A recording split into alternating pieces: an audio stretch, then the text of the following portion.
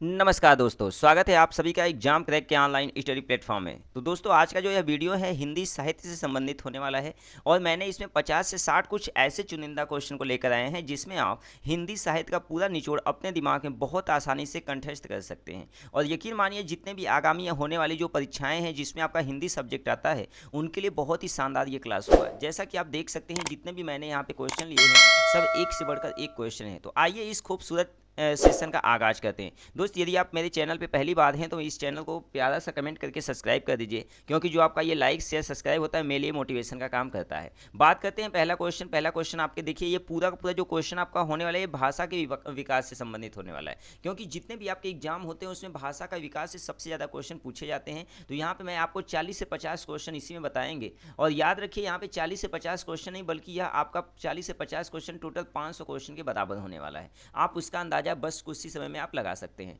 जैसे पहला आपसे क्या बोला है यहाँ पर, तमिल, तेलुगु, कन्नड़ और मलयालम भाषाएं किस भाषा परिवार के अंतर्गत आती हैं, यानी ये जो सभी के सभी भाषा परिवार हैं किसके अंतर्गत आती हैं। अगर बात किया जाए यहाँ पे भारतीय आर्य भाषा परिवार, अगर भारतीय आर्य भाषा परिवार बोल ही दिया है तो याद रखिएगा इसमें कौन कौन सी भाषाएं आती है। तो सबसे महत्वपूर्ण इसमें आपका संस्कृत भाषा आता है। क्या आता है दोस्त, आपका संस्कृत भाषा आता है। और यह आपका कहाँ पे बोला जाता है, यह उत्तर भारत में बोला जाता है, ये भी आपको याद रखना। यानी ये आपका क्या होता है, यह उत्तर भारत में बहुत ज़्यादा बोला जाता है, ये आपको याद रखना है। जिसमें आपका हिंदी, उर्दू, मराठी, नेपाली, बांग्ला, गुजराती, कश्मीरी, डोगरी, पंजाबी, उड़िया, असमिया, मैथिली, भोजपुरी, मारवाड़ी, बहुत सारी ऐसी भाषाएं, कोंकणी, बहुत सारी ऐसी भाषाएं हैं जो आर्य भाषा परिवार में आता है। लेकिन यहाँ पे आपका तमिल, तेलुगु और कन्नड़ और मलयालम दिया है जो आपका पहले वाले के साथ नहीं आया। दूसरा हम बात करते हैं भारतीय यूरोपीय भाषा परिवार। देखिए भारतीय यूरोपीय भाषा परिवार जो आपका है यह आपका आधुनिक हिंदी का युग है, यानी ये आपका क्या हो रहा है, आपका आधुनिक हिंदी का युग है। और इसके अंतर्गत आपका उर्दू, अंग्रेजी, फारसी, जर्मन, पुर्तगाली, स्पेनिश, डच, फारसी, बांग्ला और पंजाबी, रूसी इत्यादि बोलियाँ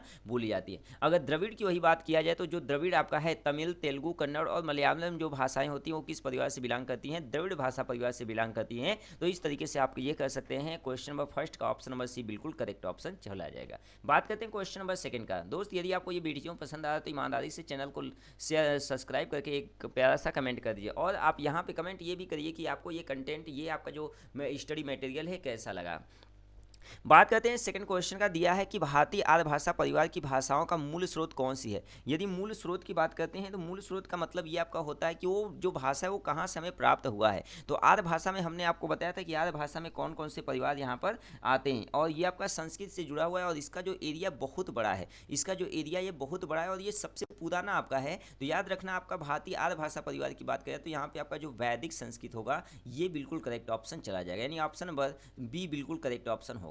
क्वेश्चन नंबर थर्ड आपका दिया है, खड़ी बोली हिंदी साहित्यिक धरातल पर किस शताब्दी में विकसित हुई। देखिए अगर आपसे पूछा जाए कि ये जो खड़ी बोली है ये कब विकसित हुआ तो इसका ऑप्शन नंबर ए जाएगा, यानी कब हुआ था, 18वीं सदी पर शताब्दी में। लेकिन आपसे यहाँ पर ये बोला है क्वेश्चन में कि साहित्यिक धरातल पर किस शताब्दी में विकसित हुआ, तो जब यहाँ पे धरातल की बात होगा तो ये आपका 19वीं शताब्दी होगा। यानी ये कब बना था, ये कब प्रकाश में आया था, तो 18वीं में हुआ था और लागू कब हुआ था, आपका 19वीं शताब्दी में हुआ था। मतलब ऑप्शन नंबर जो सी होगा बिल्कुल करेक्ट ऑप्शन चला जाएगा। बहुत कंफ्यूजन वाला ये क्वेश्चन होता है। आप यहाँ पे बहुत सारे क्वेश्चन देखेंगे जिसमें आपका 18वीं शताब्दी दिया रहेगा, लेकिन जहाँ पे धरातल का जिक्र होगा मेरे भाई वहाँ पे क्या होगा आपका, वहाँ पे होगा आपका 19वीं शताब्दी। क्वेश्चन 4 आपके सामने दिया है, क्या भाषा का मूल या प्रारंभिक रूप कौन सा होता है। देखिए भाषा का मतलब होता है कि आप किस तरीके से बातचीत करते हैं। पहली बात तो जो आपका है ये लिखित रूप यदि आपका है तो लिखित जो रूप होता है आपका लिपि हो जाता है। लिखित रूप में की बात करेंगे तो ये आपका क्या हो जाएगा, लिपि हो जाएगा। तो यहाँ पे आपसे बोला है भाषा, जैसे हम भोजपुरी भाषा बोलते हैं, उर्दू भाषा बोलते हैं, तो यहाँ पे मौखिक रूप से इसे बोला जाता है,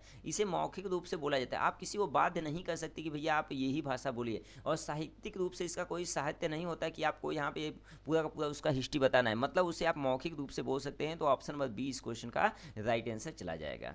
क्वेश्चन नंबर 5 की तरफ चलते हैं। बोला है आचार्य महावीर प्रसाद द्विवेदी ने किस पत्रिका के माध्यम से खड़ी बोली हिंदी को पूरा परिष्कृत और परिमार्जित करने में महत्वपूर्ण भूमिका निभाई। पहला ऑप्शन दिया है आपका चांद, सुधा, सरस्वती। तो यहाँ पे ऑप्शन नंबर जो सी होगा सरस्वती बिल्कुल करेक्ट ऑप्शन होगा। तो याद रखना आचार्य महावीर प्रसाद द्विवेदी ने सरस्वती पत्रिका के माध्यम से खड़ी बोली को पुरस्कृत किया था, यानी परिमार्जित किया था।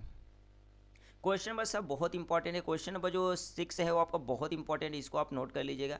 आप चाहे यूपी पुलिस का एग्जाम दीजिए, चाहे आप एसएससी का एग्जाम दीजिए, चाहे आप यूपी एसआई का एग्जाम दीजिए, या तो आप टीचर का एग्जाम दीजिए, किसी भी सब्जेक्ट किसी भी कम्पिटेटिव लेवल का एग्जाम दीजिए, यदि उसमें आपका हिंदी सब्जेक्ट आता है मेरे भाई, तो हिंदी सब्जेक्ट में भाषा का विकास आपका पक्का रहता है। उसमें आपका ये क्वेश्चन बहुत बार देखने के लिए ट्रेंड करता है। तो यहाँ पे क्वेश्चन क्या बोला था कि हिंदी में को भारतीय संविधान में संघ की राजभाषा के रूप में कब मान्यता मिली थी? तो याद रखना वह 14 सितंबर 1949 को मिली थी, यानी 14 सितंबर 1949 इस क्वेश्चन का राइट आंसर चला जाएगा। बहुत इंपॉर्टेंट ये आपका पॉइंट है, याद रखना 14 सितंबर 1949। अगर यहाँ पे अनुच्छेद की बात बोलेगा तो यहाँ पे 343 अनुच्छेद होगा और यहाँ पे सन क्या हो जाएगा? 14 सितंबर 1949 चला जाएगा। क्वेश्चन नंबर 7 दिया है, मध्यकाल में राजकाज की भाषा के रूप में किस भाषा को मान्यता मिली हुई थी? यानी किस भाषा को, यानी पहले जो मध्यकाल का समय था उसमें जो राजा महाराजा थे वो किस भाषा का उपयोग करते थे? पहला हिंदी का प्रचलन बहुत कम था। उसके बाद आपका जो आया वो प्राचीन समय में आपका क्या आया था मेरे भाई? वह आपका उर्दू भाषा हुआ था, उर्दू भाषा का विकास हुआ। लेकिन उस समय मध्यकाल की बात करेंगे तो वहाँ पे फारसी भाषा बहुत ज़्यादा प्रचलित था। मतलब ऑप्शन नंबर जो सी होगा बिल्कुल करेक्ट ऑप्शन चला जाएगा।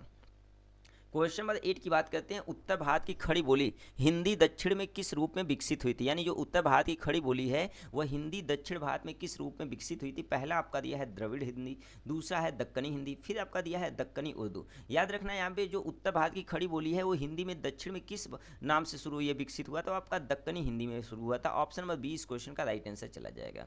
क्वेश्चन नंबर 9 की बात करते हैं, बोला है ब्रज भाषा और अवधि किस काल की काव्य भाषाएं थी? यानी जो ब्रज भाषा और अवधि है यह किस काल की काव्य भाषाएं हो जाती हैं? यहाँ पे आपका प्राचीन काल, मध्यकाल, आधुनिक काल और वैदिक काल। तो याद रखना जो मध्यकाल है, मध्यकाल में ब्रज भाषा और जो सदुकड़ी, जिसे हम ब्रज भाषा के अंतर्गत आपका सदुकड़ी उसी समय प्रचलित हुआ था, तो ये सभी के सभी किस काल में हुआ था? आपका मध्यकाल के समय में हुआ था। ऑप्शन नंबर बी इस क्वेश्चन का राइट आंसर चला जाएगा।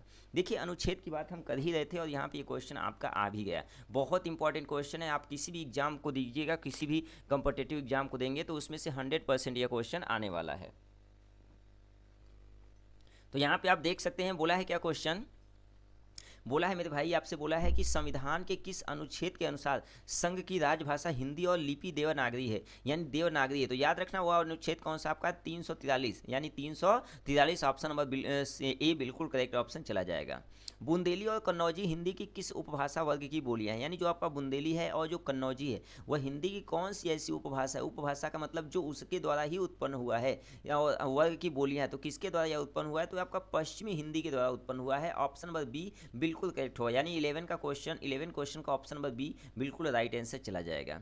हिंदी की बोलियों को कितने वर्गों में रखा जाता है? यदि आप से यहाँ पे पूछ दिया जाए कि जो हिंदी की बोलियां हैं उसे कितने वर्गों में रखा जाता है, तो याद रखना उसे हम कितने वर्गों में रखते हैं? 5 वर्गों में उसे रखते हैं। ऑप्शन नंबर सी इस क्वेश्चन का राइट आंसर चला जाएगा। यहाँ पे दिया है कि भोजपुरी मूलतः किस प्रदेश की बोली जाने वाली बोली है? देखिए जो भोजपुरी होता है यह आपका उत्तर प्रदेश में भी बोला जाता है और बिहार में भी बोला जाता है, लेकिन जो बिहार है उसमें सबसे ज़्यादा भोजपुरी का उपयोग किया जाता है और वहाँ पे आपका मैथिली का भी उपयोग किया जाता है। याद रखना बिहार में कौन सी भाषा बोली जाती है? मैथिली भी बोली जाती है और वहाँ पे भोजपुरी बोली जाती है, यानी मैथिली और भोजपुरी दोनों बोलियाँ बोली जाती हैं। तो ऑप्शन नंबर बी बिल्कुल करेक्ट ऑप्शन चला जाएगा। क्वेश्चन नंबर 14 दिया है, आधुनिक भारतीय आर्य भाषाओं का विकास किससे हुआ है? यानी जो आधुनिक भारतीय आर्य भाषा है वह उसका जो विकास है वो किसके साथ हुआ है, किसके द्वारा हुआ है? तो अगर आप यहाँ पे अगर भाषा की बात करेंगे तो जैसे आपका प्राकृतिक हो गया, अपभ्रंश हो गया, संस्कृत हो गया, तो वहाँ पे आप देखेंगे तो जो आधुनिक भारतीय आर्य भाषा का विकास हुआ है वो किससे हुआ है मेरे भाई? तो आपका अपभ्रंश से हुआ है। अपभ्रंश इस क्वेश्चन का राइट आंसर चला जाएगा।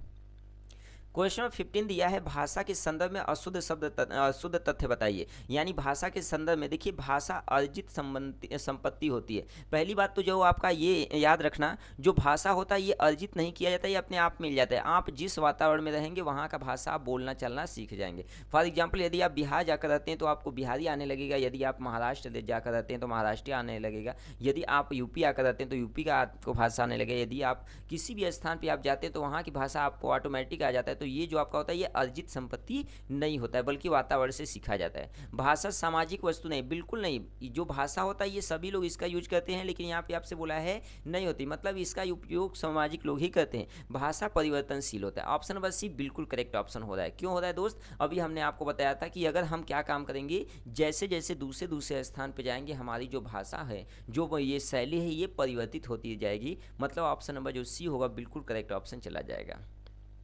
भाषा अनुकरण से सीखी जाती है, बिल्कुल नहीं। भाषा जो आपका होता है ये प्रैक्टिस के ऊपर डिपेंड नहीं करता है, बल्कि ये सुनने के और रोज रोज बोलने के द्वारा ये आपका आ जाता है। 16 क्वेश्चन दिया है, मानक हिंदी का विकास किस वर्ष में हुआ था या किस बोली से हुआ था। तो याद रखना, मानक हिंदी का विकास यदि आपसे पूछता है तो यह आपका खड़ी बोली से हुआ था, और खड़ी बोली हमारे पूरे हिंदुस्तान में चलता है, तो खड़ी बोली इस क्वेश्चन का राइट आंसर हो जाएगा।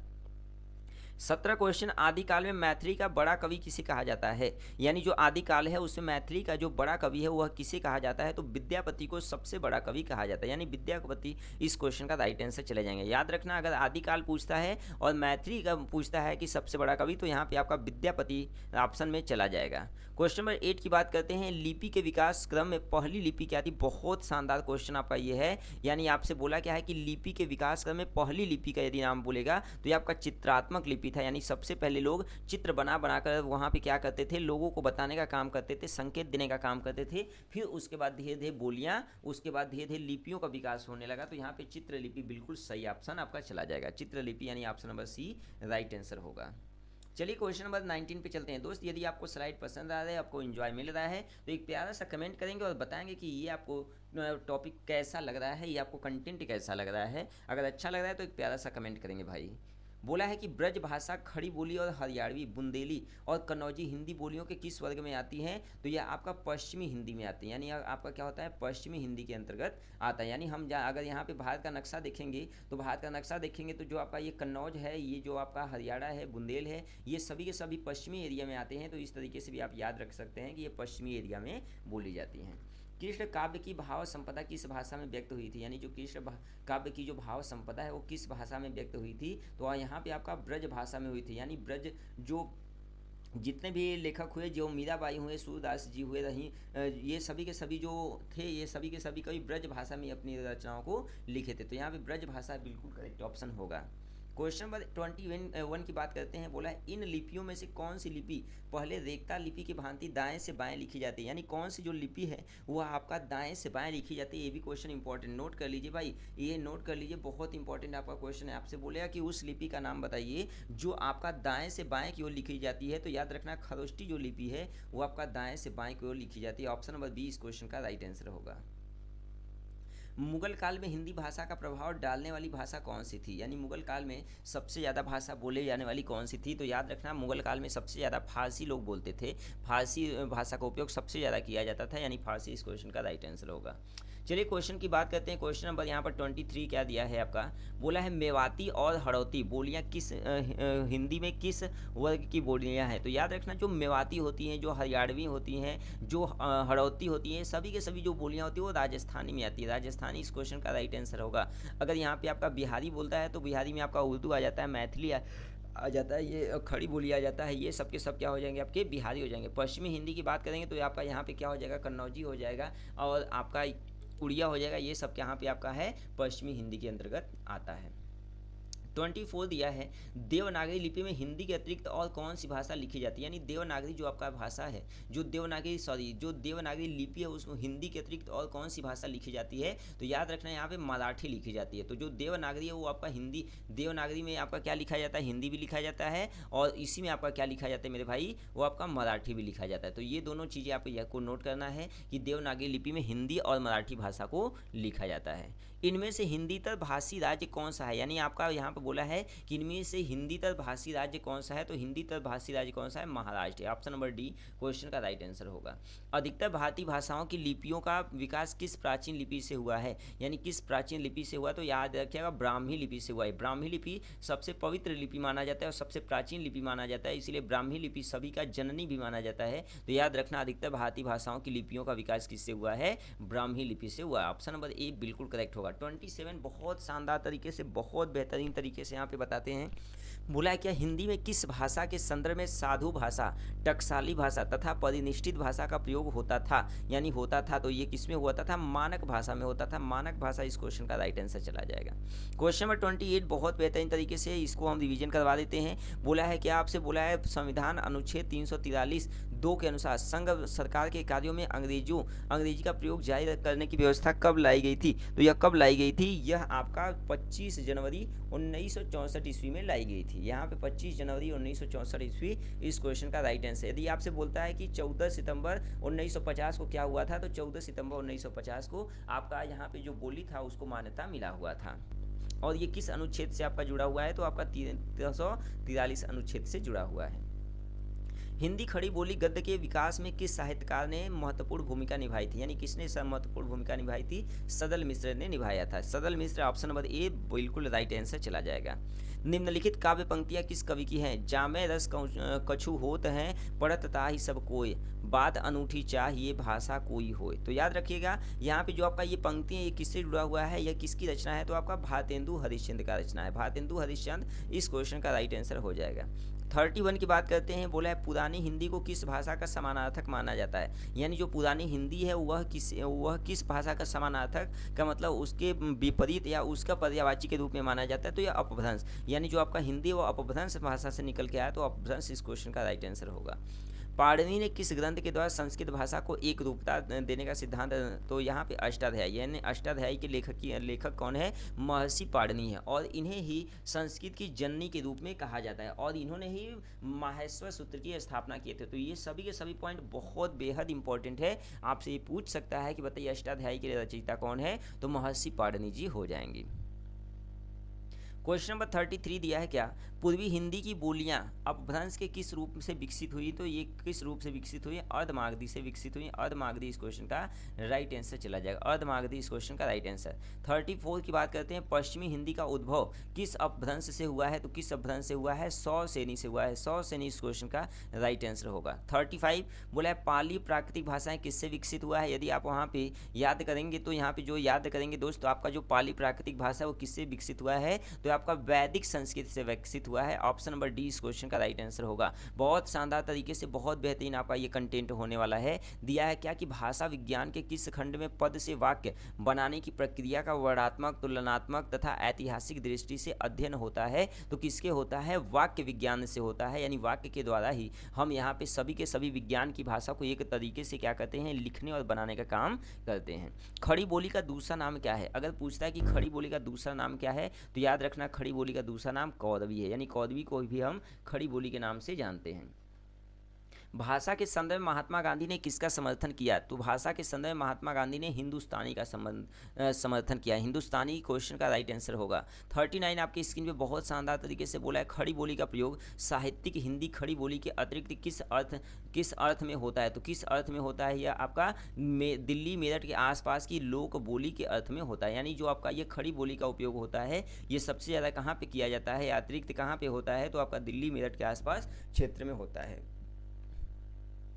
अवधि बोली का केंद्र स्थान क्या है, यानी जो आपका अवधि बोला जाता है इसका मेन स्थान कहाँ पे है, तो याद रखना अवध में आप गाना भी सुने होंगे प्रभु रामचंद्र जी वाला, तो यहाँ पे आप अवध से याद रखिएगा, अवध से आप अयोध्या याद रखिएगा। अयोध्या जो आपका श्री रामचंद्र जी की भूमि होती है, तो अयोध्या इस क्वेश्चन का राइट आंसर होगा। क्वेश्चन नंबर 41 की बात करते हैं। बोले अपभ्रंश के प्रथम महाकवि कौन है, यानी अपभ्रंश के प्रथम महाकवि की यदि बात बोलता है तो ये कौन है। पहला ऑप्शन यहाँ पे हेमचंद्र दिया है, दूसरा स्वयंभू दिया है, तीसरा जोइंदू दिया है, रामचंद्र दिया है। तो याद रखना अपभ्रंश के जो प्रथम महाकवि हैं वो कौन है, स्वयंभू इस क्वेश्चन का राइट आंसर होगा। और यहाँ पे आपका नेक्स्ट क्वेश्चन बोला है कि अपभ्रंश को पुरानी हिंदी कहने वाले प्रथम लेखक कौन थे, यानी कौन थे, तो चंद्रधर शर्मा गुलेरी थे, यानी चंद्रधर शर्मा गुलेरी इसका क्वेश्चन का राइट आंसर हो जाएगा। और ये आज के क्वेश्चन का लास्ट क्वेश्चन है, मतलब आज के सेशन का ये लास्ट क्वेश्चन है और जिसके द्वारा आप बहुत ही शानदार तरीके से यहाँ पे इस सेशन का 43 क्वेश्चन कंप्लीट करने वाले हैं। यहाँ पे दिया है कि राजभाषा अधिनियम में संशोधन कब हुआ था, तो जो राजभाषा अधिनियम है उसमें संशोधन कब किया गया था, आपका 1967 ईस्वी में किया गया था। और ये किस अनुच्छेद से शामिल है, तो आपका यह 343 अनुच्छेद से शामिल है। इसको मान्यता कब मिला था, तो याद रखना 14 सितंबर 1949 में इसको मान्यता मिला था। तो ये तीनों पॉइंट आपको याद रखना है। अनुच्छेद की बात बोलेगा तो 343 होगा, कब मिला था, तो 14 सितंबर 1949 को। और ये संशोधन कब हुआ था, आपका 1967 ईस्वी में इसका संशोधन हुआ था। तो दोस्त आज का ये स्लाइड आपको कैसा लगा, अगर पसंद आया तो चैनल को लाइक शेयर और सब्सक्राइब करिए और प्यारा सा कमेंट करिए। और इसी तरीके का मैं डेली आप लोगों के लिए वीडियो लेकर आता रहूँगा। तो आज के लिए बस इतना ही बात करते हैं, यहाँ पे चलते हैं नेक्स्ट क्लास में। तो नेक्स्ट क्लास में इसी तरीके का शानदार वीडियो के साथ उपस्थित होंगे, तब तक के लिए नमस्कार।